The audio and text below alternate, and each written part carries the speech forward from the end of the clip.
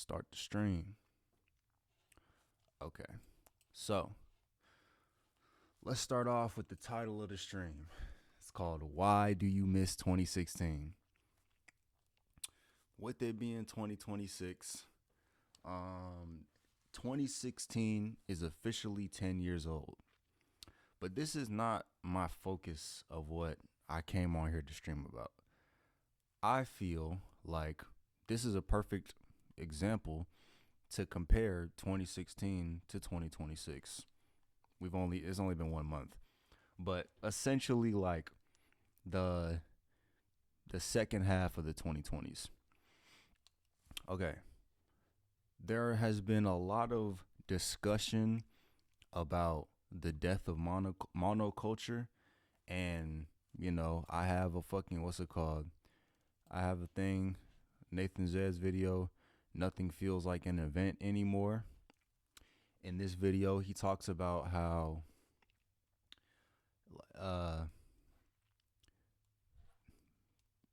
essentially he's saying monoculture is dead again. But he says like, how do you say? And being told that in 10 years, you're the one that has to plan the 10-year high school reunion. That was me. Nathan Zed makes Welcome great to my videos. life, dude. That was 10 years ago. The reunion's in 2 weeks. Yeah, okay, holy unk. Okay, I get it. Yeah, I don't know how I'm gonna do this. I've never planned or thrown an event in my life. The worst part is, I feel like I've watched the world get so isolated and fragmented over the last 10 years. How do you even get anybody excited about anything? Nothing is an event anymore. Every album that drops is forgotten in 2 days. It's a viral video, it's replaced in 24 hours. New movies out, they just dump that joint out streaming. Okay, there we go. Hollywood. This is around some of the thesis he was talking about. So, I'm going to get my notes out.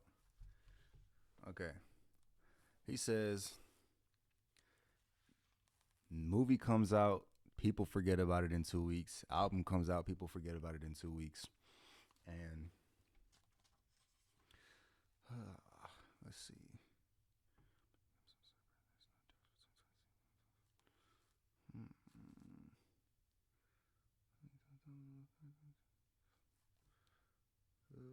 How you say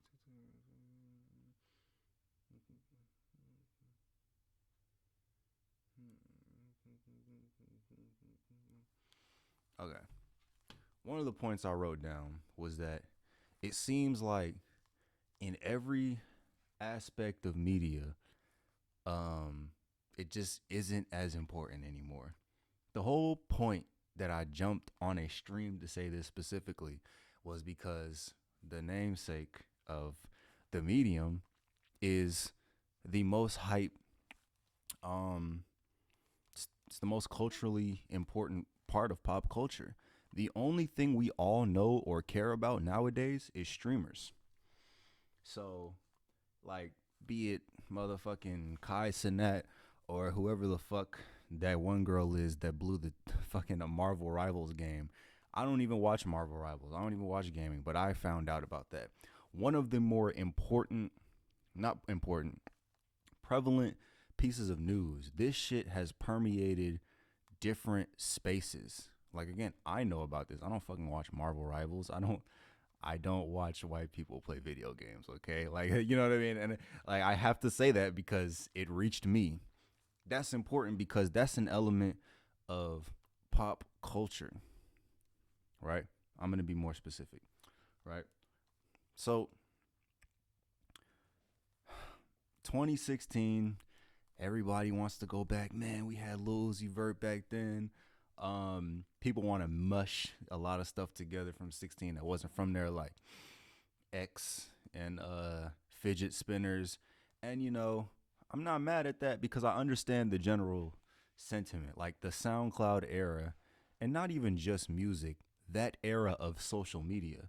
Now, this is where I feel like I have to say something. This is why I feel like I need to turn my mic on and actually say something. Like,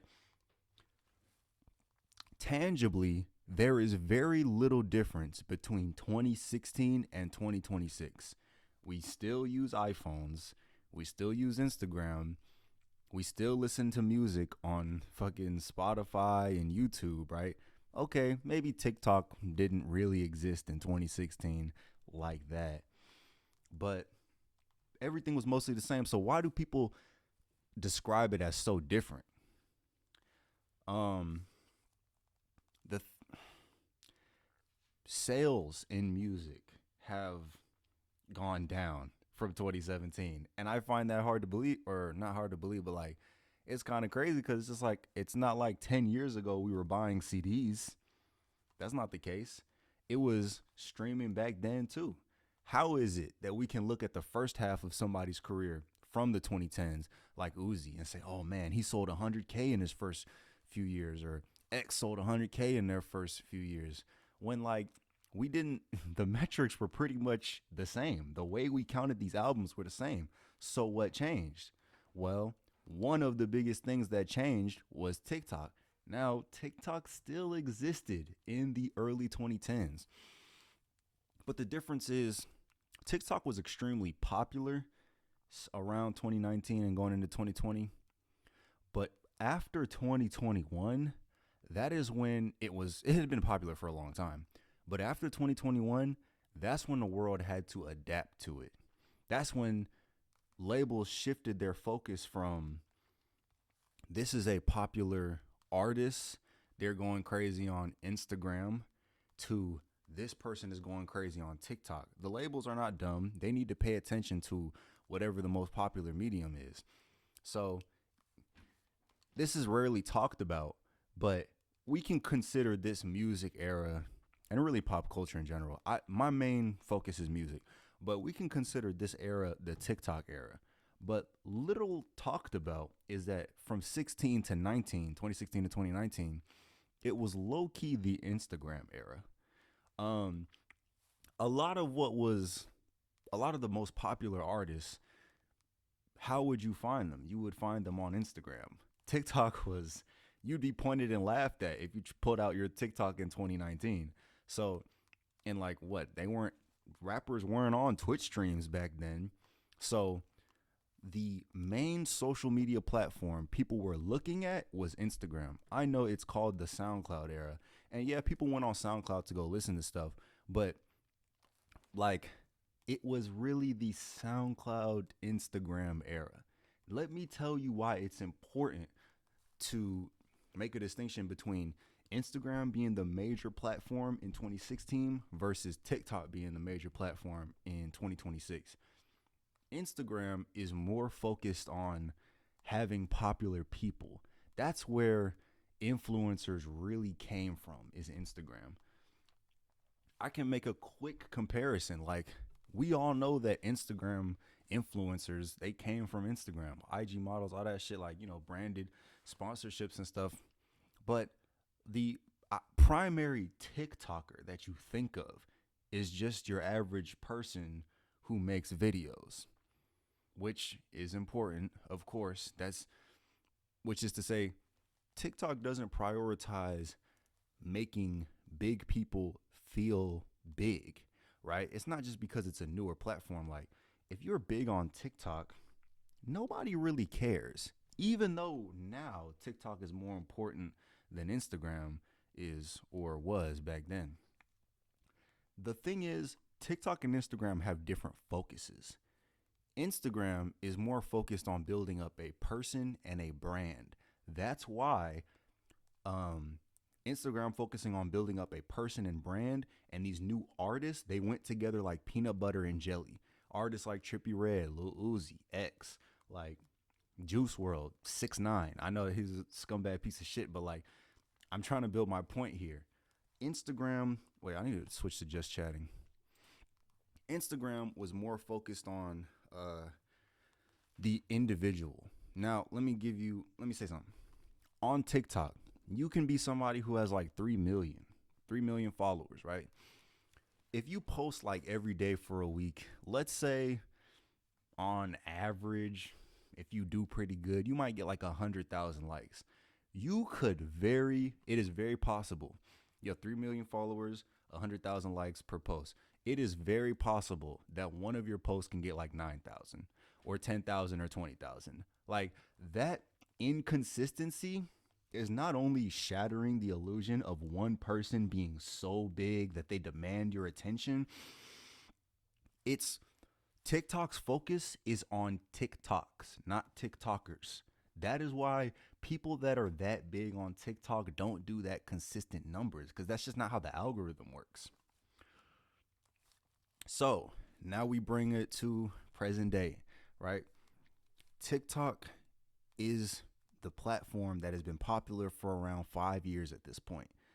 And now that the industry is looking at TikTok to see what is popular on TikTok to put their resources behind and push, we get shit like, we get random songs. You know, I'm going to pull up Billboard, right?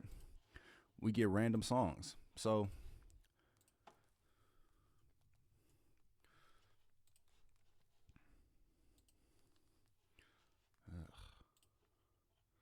okay, I Just Might by Bruno Mars.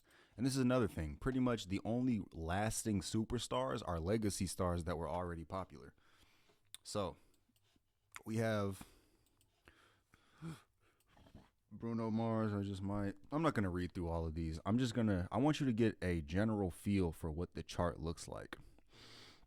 Okay, some Bruno Mars, Olivia Dean, I don't know who that is. Taylor Swift. Wow, this is at number 4. Alex Warren, Ordinary. I've not heard a song from this man. Choosing Texas. Oh, hell nah. But anyway, let's just focus. Folded, okay, R&B. Opalite, Leon Thomas, Lil Uzi Vert, whomever. I'm assuming whomever. Now let's compare this week, right? What week is this? January 31st, 2026. Okay, how about this?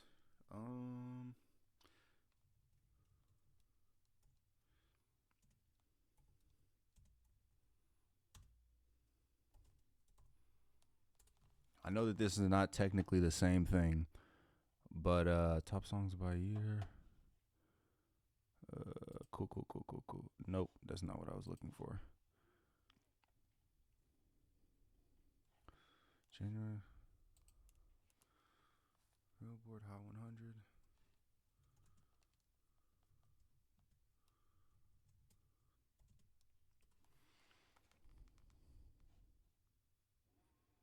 January 6, 2018. Okay, this is close enough. Okay, immediately, what you can see, the first difference is that Rockstar, Post Malone, and 21 Savage is the number 2 song. I just picked 2018 because to me, 2018 is the most 2016 of the 2016s, if you know what I mean. We have G-Eazy, A$AP Rocky, and Cardi B at number 4. Imagine Dragons. Gucci Gang at number 6. Motorsport at number 7. Sam Smith, Hazley, Bodak Yellow at number 10. Kendrick at number 11.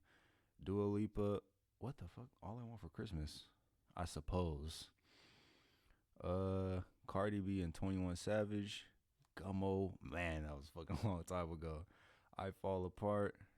Young, dumb, and broke. I'm in love with the shape of you. But my point is, I don't effing know any of these goddamn songs, which is not the point. Like, it's not just that I don't know these songs. Like, who the fuck are these people? Okay, Bruno Mars, this might have been a bad week to pick. But, like, outside of Bruno Mars, Taylor Swift, like, who in the hell is bumping Alex Warren? I don't even know what this dude looks like. Ella Langley, Somber, Kalani, she's been around, but if I'm being honest, bro, I only know this song. D-Joe, who the motherfuck is D-Joe? Taylor Swift again, Leon Thomas. I'm gonna hold my words, but I don't like that song. Uzi, okay, recognizable. But to be honest, bro, you could make the argument, if you turned 14 today, you don't know who the hell Uzi is. He has not been dominating the charts to be an established name. And this, to me, is the actual difference between, like, what an Instagram controlled, more focused chart looked like versus when TikTok is the main engine of music discovery.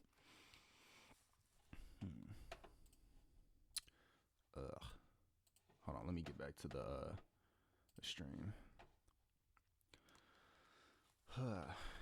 I'm not trying to rush myself. I have a lot, but not a lot to say at the same time. I brought these charts up to really compare and contrast them.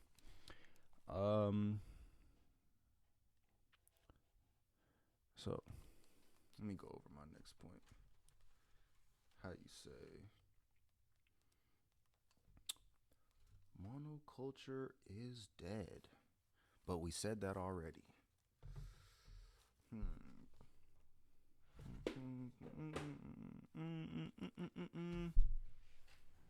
in love with the shape of you. Somebody like you. Oh, yes, that's right. Another point I wanted to bring up is that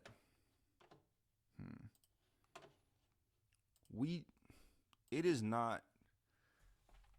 is not a stretch to say that there are no modern superstars. Can we agree?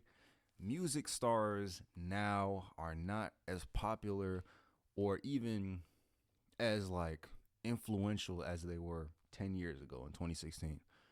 And the reason this is important is because superstars in music are imperfect, but they are a way for someone to directly care about the music. When music is disconnected from an artist, like again, who the hell is Somber? I don't know who that is. When music is connected to a person that you think you know, and they have a branding and aesthetic to them, regardless of if it's fake or not, you have something to connect to, and that makes it bigger. Like, X's songs, right, are nowadays, if you bring up X, you will get clowned because his image pops up, they're going to call him corny. They're going to bring up the crimes, that he had in the past, right? But the thing is, though, his music is still attached to something, which means, actually, when you talk about his music, it's more than just music, right? Versus, like, again, I'm going to bring this back up. I don't care. Like, bro, who the hell are these people? Ray? Morgan Wallen? I've yet to see his face. Olivia Dean? Zach Bryan? Hey, maybe I just don't listen to this type of music. But,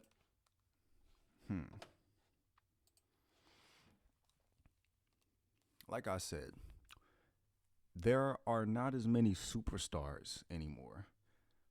As a matter of fact, there's almost no new superstars. And because there are no new superstars, it's harder to connect to the music. Nowadays, you find something on TikTok and you think it's cool and you just add it to your playlist. People's playlists, me included, I'm part of that group, is just basically like, a collection of random songs and stuff that they found. It might be cool, it's like cool to listen to. And like, it's just the audio. And because of that, it's less important. It's less weighty, right? So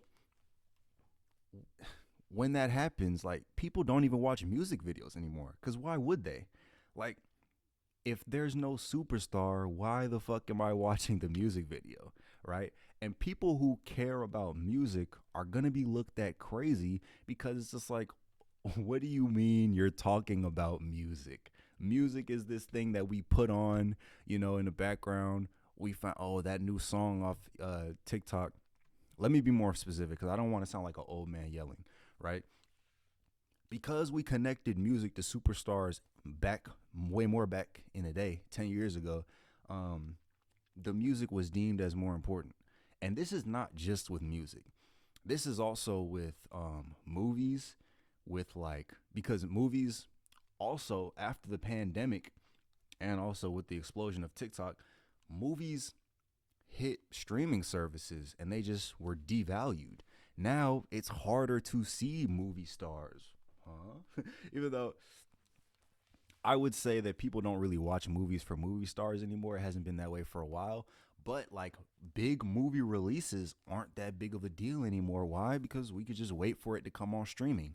The way we consume things has changed, like how much we care about it. And that's why nothing feels special anymore.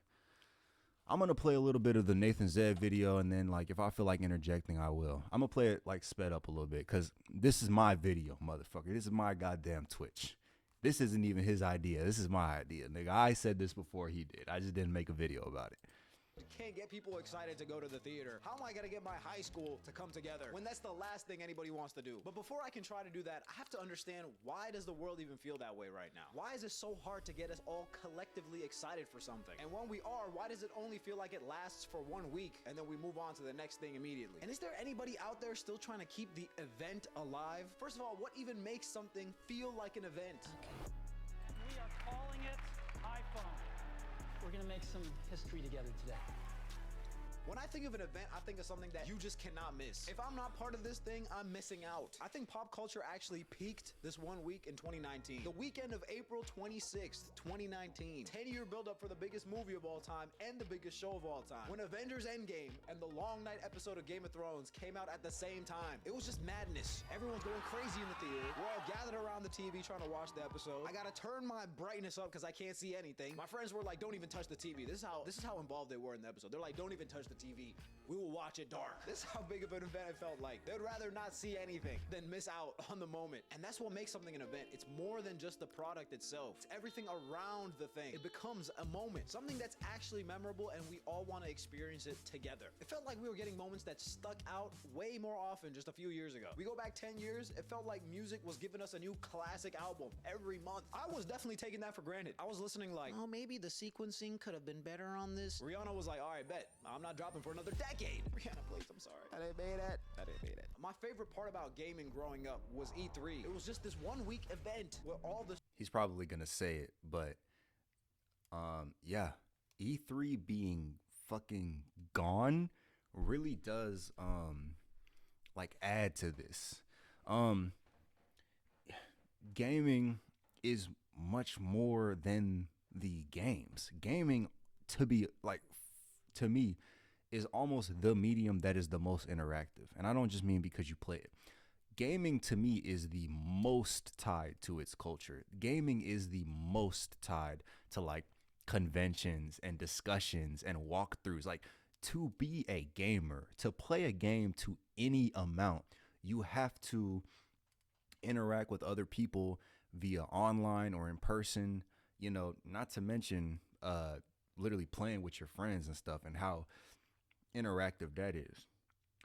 But the difference between last decade, and to be honest, I wasn't really tapped in gaming in 2016, but the difference between how gaming was, let's just go to the 2000s instead of the 2010s, is that games sort of had a more analog feel to them. You would actually get a manual, you would get a actual disc. You know, people would stand outside waiting for games. Now, I didn't experience this, but it had to have been an event. There was no other way to experience a game without it being an event. You would talk about it with your friends, so on and so forth. And I want to contrast that to now, when you get a game, most of them are online focused. You know, they're not really made for single player experiences as much anymore. You know, I could be wrong about that. There's probably some games out there that are really single player experiences, but I mean, like, you know, the average ball and gun gamer discourse.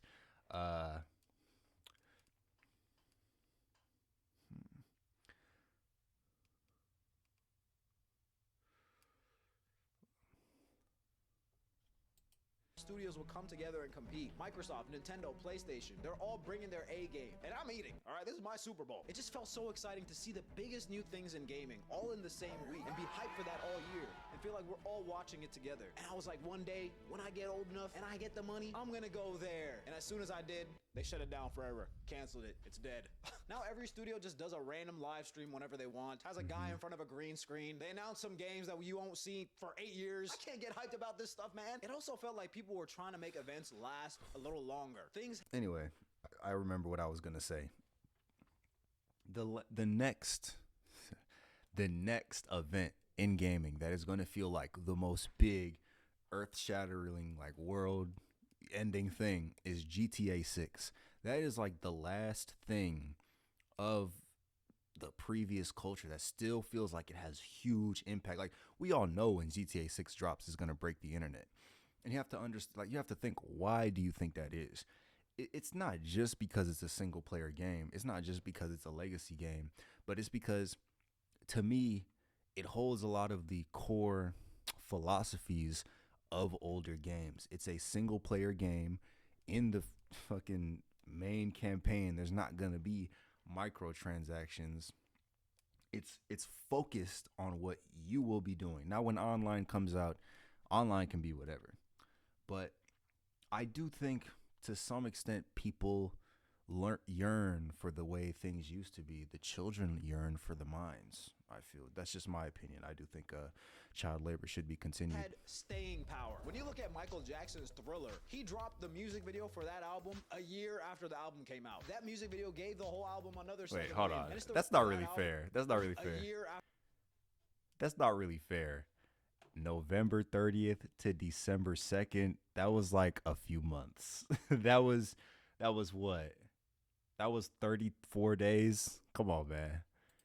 Kodak Black dropped a music video fucking like 6 years after its original came out. That music video gave the whole album another second wind, and it's the reason Thriller is the highest selling album of all time. Now it'd be like, oh well, yeah, the album did okay, and yeah, I guess there's no point of trying to make a music video. Like no one really watches music videos anymore, so I guess we're moving on to the next thing. No, if Michael Jackson thought that, we would have never got the Thriller video. He was trying to create moments, not just one, but multiple. Make the thing live on. Things aren't made to stick anymore. They're made to hold your attention until the next thing next week, like an Instagram reel after reel.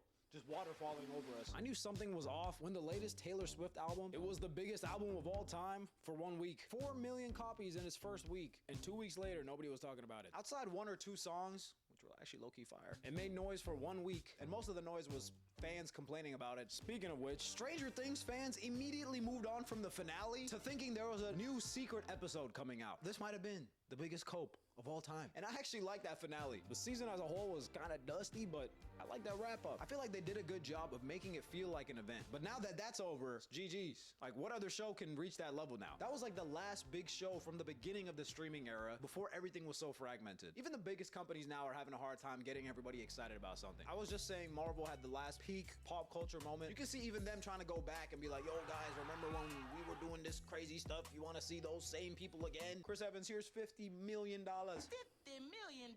Please come back to us. And it's funny to see this because they're the ones that killed their own hype. I think it's actually 3 things that killed the event. Okay, who are the culprits? Now, I love streaming, all right? I like Netflix. I love the convenience. I'm downloading all my games. But convenience really made it so that nothing feels like an event anymore. It's like going to your favorite restaurant every once in a while and getting your favorite meal from the best chef and thinking, you know what? I'm about to hire this guy to just live in my house. And at first, it's amazing. You get the chef to cook whenever you want. But over time, the food you were eating before seems a little less special. You're getting it for every meal. On top of that, the chef low-key is slacking off a little bit. He's like, I'm not working at the restaurant. I'm working at your house. I'm not going that hard anymore, so the food doesn't taste as good. I feel like that's pretty much what happened here. I started using CDs again just to make listening to music feel more like an event. Just the process of copying an album for like $2 at my thrift store. This is more what I was talking about. When you can actually hold an album, it feels more real. That's pretty simple. I don't really need to go that deep into it. But, I mean, it kind of is a lot deeper than you think. Like, even to the effect of if an album fails, it's gonna hit harder because there's gonna be hella albums on the shelf that nobody's buying. You know, like if you're holding an album in your hands and you're like, this is shit, I wasted my money, it's gonna feel a lot more impactful. You're gonna remember that. Continue on, Mr. Nathaniel. The thing up, I just like get a little. I'm like excited. I'm like, oh dang, okay, let's go listen to the new Whitney Houston album. It's not even conceivable that you would buy a piece of plastic to listen to 12 songs. That's not even conceivable. Why the hell would I do that? You know what I mean? What I just did right there. I ain't doing that for the Apple Music vibes anymore, bro. Or the Spotify. That brings us to our second culprit. Everyone now has their own algorithm. Before we'd all go to the same restaurant and eat from the same chef. We would have that shared experience. But now everybody has their own chef. And this is... And yeah, it's partly because of TikTok, you know, prioritizing TikToks over TikTokers and the rest of the world embracing that. I feel like it led to this. Good and bad. Like, we all like different foods. Maybe we all want to, you know what I'm saying? Maybe I'm feeling a little Japanese, you know what I'm saying? Maybe I'm feeling a little Indian tonight, you know what I'm saying? They can't just all feed us the same thing anymore. We get to choose, and that's cool, but we don't get to share, or at least barely. Like, I can eat all the food I want, bruh, but sometimes I want to share it with somebody else. But we're all trapped in our own little bubbles. And the final killer. There's just too much of everything all the time, man. Like, think about Star Wars. Remember when The Force Awakens came out? The hype for that was unreal. Being in the theater right before the opening crawl, before the dun, it was electric. Chewie, we're home. We're home, Chewie! Since then, we've gotten like 50 Disney Plus shows where you're in that world basically every week. And 80% of the time, it's not that fun to be in that world anymore. So now when they announced the Mandalorian movie, I'm like, yeah, I guess I'll be there, sure. Maybe. Compared to, dude, I will be there no matter what. No matter what, I will be there. Like, it's a night and day. The event of it is gone. This is why I think it might just be over for me for this high school reunion, which, again, I have to plan. Online, everyone's always like, why would I go to my high school reunion? I see everybody online now. That's a valid point. How can I get anybody excited enough to want to leave their house and come to this thing? But the thing is, even with everyone feeling so isolated, even with all the noise, there's still a few creative people making me excited about things. Still finding cool ways to turn things into events. That's why I love what Timothée Chalamet has been doing with his movie right now. You can tell that this dude is just so hyped about his own performance that he wants other people to feel that. And at first I'm like, all right, bro, this guy's doing too much. But then I realized he's the only one that's not doing the same thing as everybody else. At this point, even getting on Hot Ones, the thing that would usually be the fun internet thing to do, even that's kind of the standard. It's expected at this point. So how do you do something unexpected? He's jumping on a track with SDK because everybody thought that they looked the same and they were the same person. He's doing a video with Drewski. He's got the jacket, the orange blimps. He's rolling this thing out like it's a Travis Scott album. And you can do that when the movie actually has like a 97% on Rotten Tomatoes and you know your thing, your product is good. That's the spirit of Marty Supreme, Christmas Day, Marty Supreme, Dream Big, Marty Supreme, Christmas Day. Yeah. In a time when less and less people are going to the theater and watching, especially these small movies, I appreciate that somebody's actually trying to get people hyped about it. Not just saying, yo, yeah, I guess my movie's out, whatever. But being like, yo, this movie is fire. Let me help you. Let me do you a favor and show you why. And it's working. It's one of the highest grossing A24 movies so far. Do not. I gotta see what that song was. Let me see. Music used. What, 751? Oh, shit.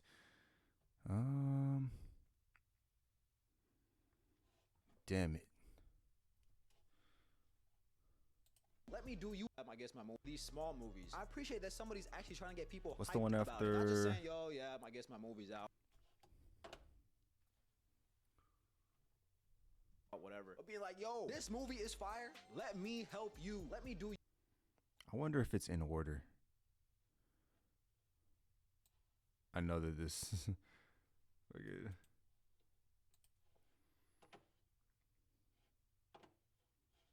Okay, this is what's gonna have to happen.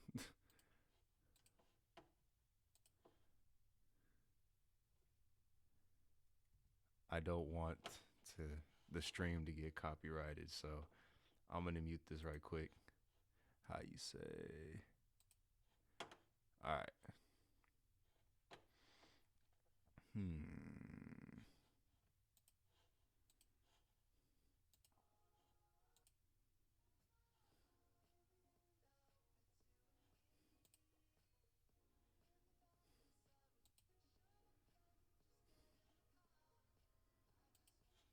All right, I'll listen to that later. How you say? I wanna boss a life fall. Yeah, I'm at that bitch at the mall. Said that she up in Detroit. Yeah, said she gonna come to New York. You a favor and show you why. And it's working. It's one of the highest grossing A24 movies so far. Do not give this guy the Oscar under any circumstances. We need to see this hunger for at least the next 10 years. I'm sorry, Timmy. You did it to yourself, bro. When you can transfer that excitement and then the thing itself is good, it makes other people want to transfer their excitement about it. Now we're all hyped. Christopher Nolan was selling tickets for the movie he's got coming out this year a year in advance, like it's a dang concert, and they sold out, and I bought one. But even with all this, something happened recently that made me feel like it's about to be 10 times harder for anything to feel like an event. Merger deal between Netflix. Let me see if I can.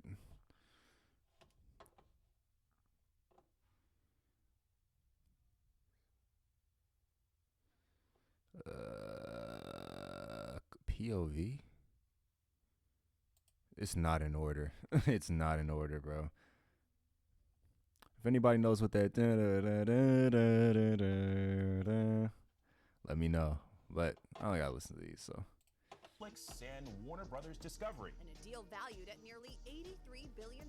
With Netflix recently buying Warner Bros. And the head of Netflix being like, bro, Barbie and Oppenheimer, we could have done that at home. We could have been just as big on Netflix. You mean the global phenomenon when we in Oppenheimer, we could have done that at home. There's no reason to believe that the movie itself is better in any size of screen for all people. My son's an editor. He watched a lot. It's all his fault, bro. Or what if it's just as big on Netflix? There's no reason to believe that movie itself is better in any size of screen for all people.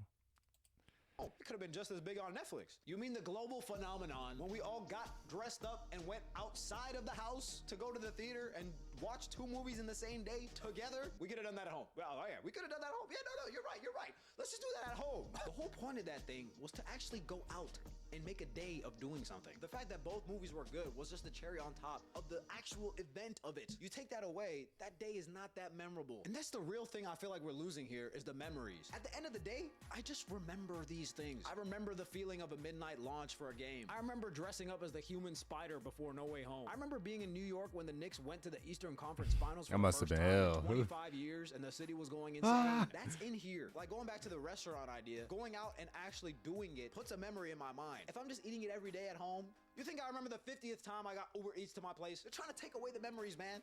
I refuse. I got 2 weeks left till this high school reunion, and I'm hyped, okay? I want to see my friends. I want to go. I want to help bring people together. I'm about to market this thing like it's my movie, okay? Christopher Nolan can hype his movie up a year in advance. I'm Nathan Nolan, man. This is my movie in real life. I'm about to make little music videos, hype up the event, making sure the whole thing feels warm and inviting, editing all these old pics together, reminding us that we were just kids. But I could do all that and still nobody could show up, so I don't know. Let's see how it goes.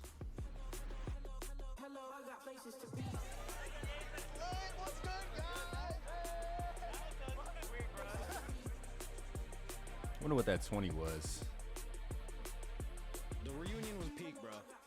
Thank God. It could not have gone better. Way more people showed up than I thought would. I got to see so many of my friends for the first time in 10 years.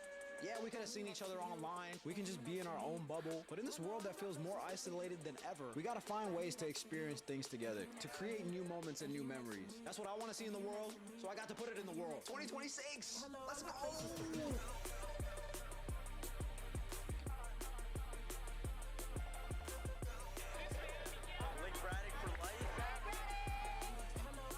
Class of 2020, wait no, 2015. It's actually insane. We are actually here. Yeah. Good video.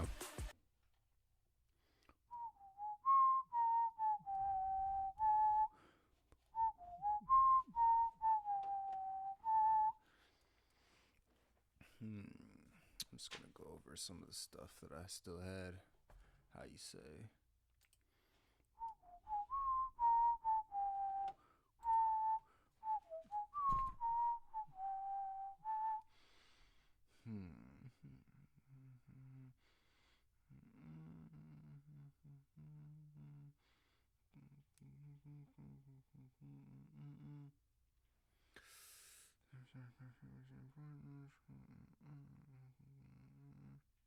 Yeah.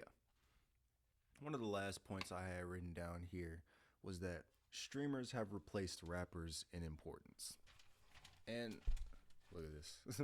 But, you know, we obviously know that they're not pulling, like rappers are not pulling the same numbers as they used to. Music doesn't make as much money as it used to in general. But, like, I've said this, but like some random shit like that fucking 40K Marvel Rivals tournament was able to permeate spaces more than A$AP Rocky's album, which may not be the best example because there wasn't any extra stuff that went on with his album. But what I'm trying to say is, like, we've just watched Nathan's good video about how things don't feel like events anymore, and I'm piggybacked off of that and says, like, in general, media isn't in the front of people's minds anymore. It doesn't make memories, like he said.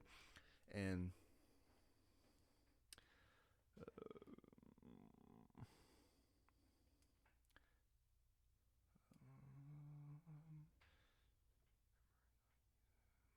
right. And so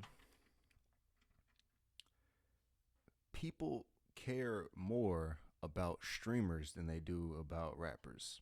So if this was like 2016, let's just say, like some shit Uzi would done, top front page news. I mean, like, run it back to like 2019, Uzi got a diamond in his forehead, everybody was talking about it. Now, you know, some streamer nonsense happened, everybody talks about that. Both things were in the front of everybody's mind. The difference is, and I think superstars are flawed, when a musician is in the front of everybody, they have something of substance. You know what I mean? Like, and I'm not even trying to be like putting musicians on a pedestal, but making music is an art form and streaming is not. Streaming is fun stuff. It is clips. Okay? You can take streaming to as big as it will go. You can see that with Mafiathon, and you can see that with, you know, Plague Max in the booth. Streaming is not something you can hold. It, by its very nature, is meant to be consumed and forgotten about. So having these people be at the forefront of like pop culture, just, you can see the effects of it. And it's not the streamer's fault. It's the fault of TikTok being popular for so long that the world has had to adapt to it. And that's pretty much my closing thoughts. I'm going to go through my notes again just to see if there's anything I missed. And then I'm going to cut the stream off and you'll never see me again. But yeah, let's see.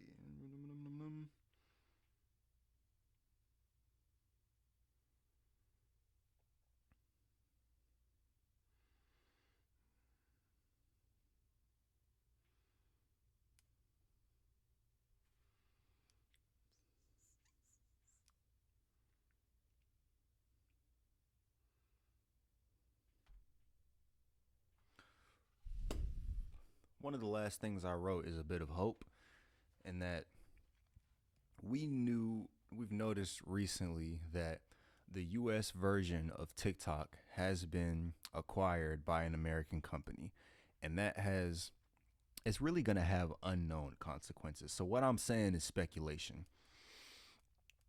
From what I personally, this is anecdotal, what I've noticed is that my algorithm just doesn't have that same kick anymore. It doesn't seem as interesting. You know, I get on there and I'm just bored. I'm not annoyed or, you know, humored, or no, there's nothing stimulating going on, but not in the normal zombie trance way that you would think. It just sucks. It's like I would rather be doing something else, and I would actually click off and do something else.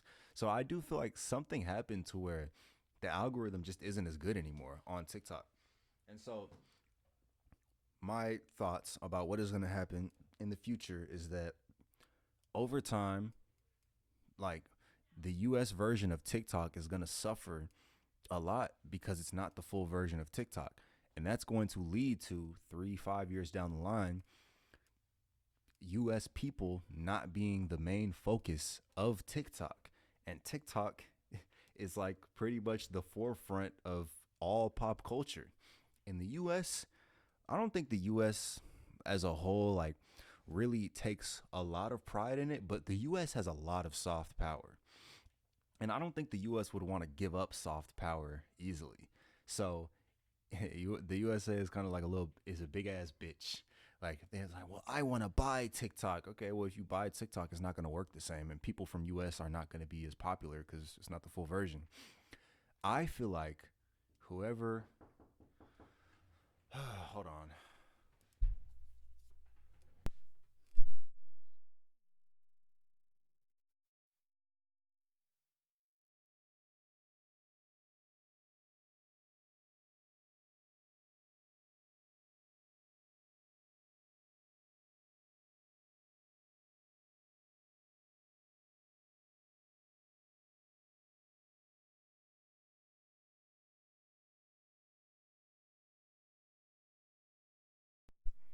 Hello.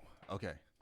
So, what I think is that TikTok will suffer in the future because the US is just going to be basically cut off from the rest of the world. They don't have the full version of the app. That's, it's not controlled by the main sort of head of TikTok. And so the natural consequence is that people in the US are not going to be as popular because they're not using the full version of TikTok. TikTok usership is going to go down. And the US, be it the government or like billionaires or whoever, is not going to take kindly to that. Like the US, like pop culture is one of our biggest exports.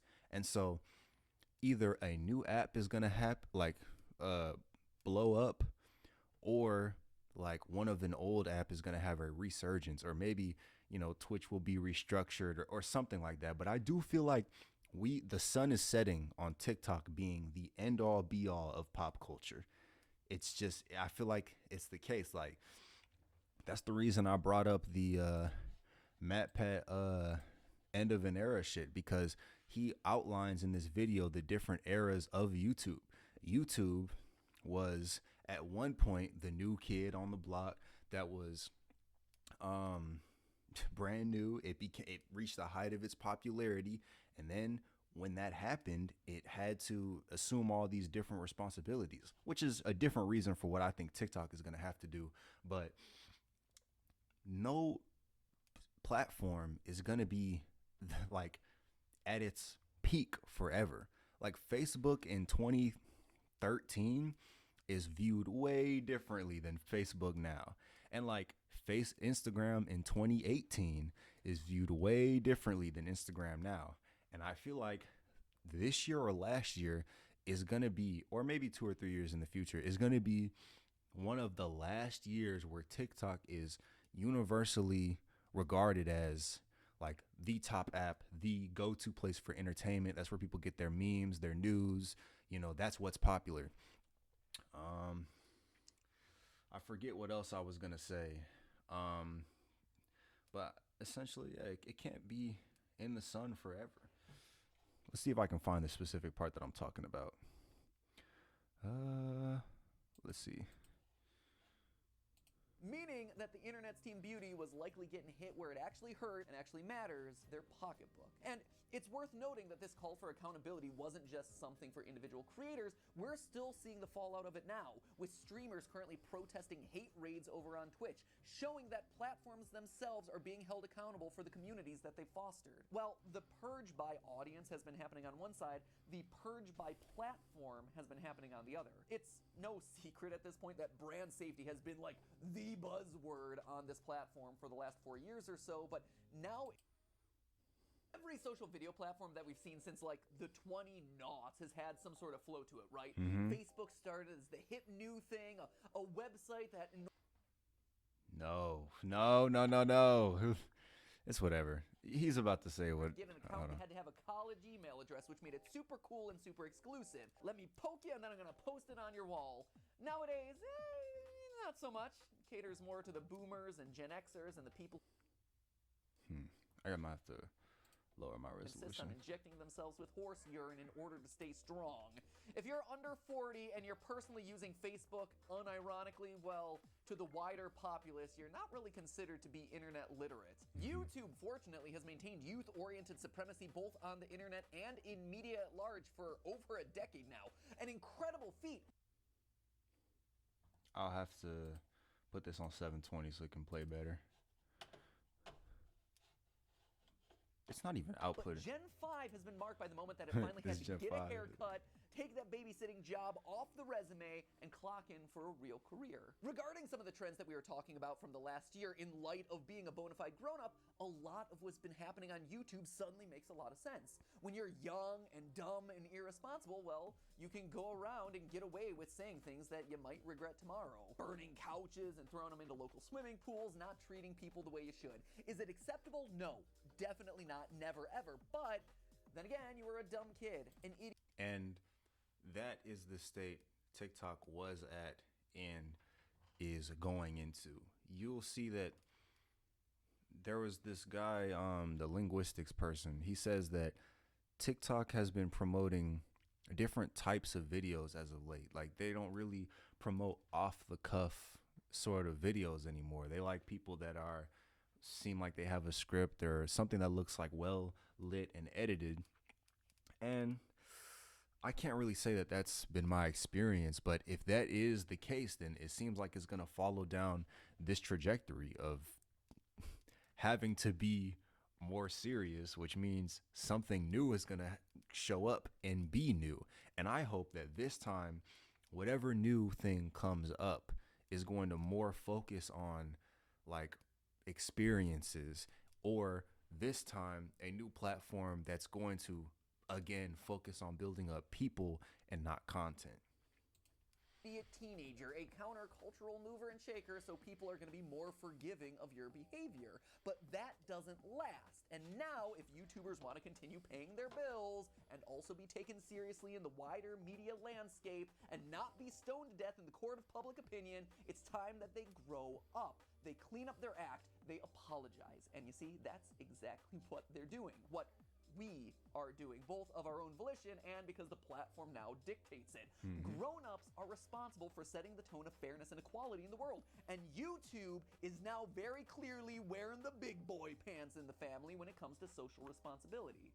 It also extends to all those content trends that we were talking about before. Who designs their own homes? Adults. Who cooks? Yeah, he's going more into a specific point on the video, but that's pretty much a wrap. I was just streaming because I had all these thoughts and I wanted to get them out, whether they were coherent or not. But I do believe that like things are gonna change. I remember what I was gonna say.